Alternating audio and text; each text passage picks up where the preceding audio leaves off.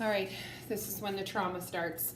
So we're gonna start talking about what to do when we have fractions, okay? So first of all, when you, okay, we're gonna put part one because there's gonna be about 100 parts to this fraction extravaganza. So when you see a fraction, there's actually two things I want you to check for first.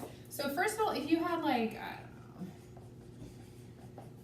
know, that can be simplified and you don't have to involve any trauma. So for this one, you can just split the fraction. So if you have a single term in the denominator and you can split the fraction and just find the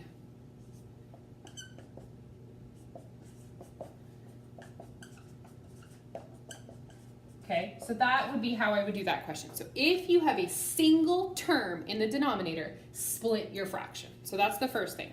The next thing I want you to look at if you have a fraction is it a natural log question? So if you have the integral of 3x squared plus 2 and on top you have a 6x dx. When you have a integral question that's a fraction, I want you to check is the derivative of the denominator in the numerator, which is this case. And when that is true, this is the natural log of 3x squared plus 2 plus c. So those are two things I want you to check before you do anything with fractions. You want to hope that the question is one of these two questions because the rest is tricky. Okay, so basically we're gonna do a few examples. We're gonna start with this guy. So when I have a fraction with two unique factors in the denominator, basically my goal is to split this fraction so that it's in this form. I should have a dx.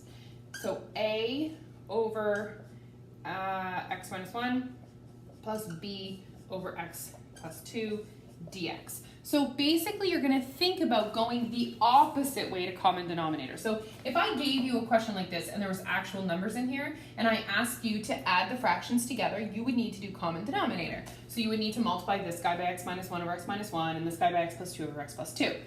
Basically, when you're looking at this, you're looking at the result of that having happened. So you need to reverse that result to figure out what a and b are. So our first goal right now is to figure out what the heck a is and what the heck b is. So how we are going to do that is to literally just look, don't worry about it being an integral for now, and just look at it as this way, okay? And I'm going to start off by finding a common denominator. So I need to multiply this guy by x minus 1 over x minus 1, multiply this guy by x plus 2 over x plus 2. For those of you who remember, when you have an expression with an equal sign and all your terms have common denominator, you can technically multiply both sides by that denominator and it goes away. So we're not worried about it anymore. So we end up with 5x plus 1 equals a times x plus 2 plus b times x minus 1. Now our goal right now is to solve for a and to solve for b. But I mean, I can't do that because I have one equation with all these terms. So what I'm going to do is actually just let x equal something that will allow me to solve for one or the other. So basically, if I want a to go away, I want this term to be 0. So what would I need to make x equal to? So I'm going to let x equal negative 2. And I'm going to plug negative 2 into this whole thing, and I'll be able to solve for b. So when I plug negative 2 in here, I get minus 9 equals b times minus 3.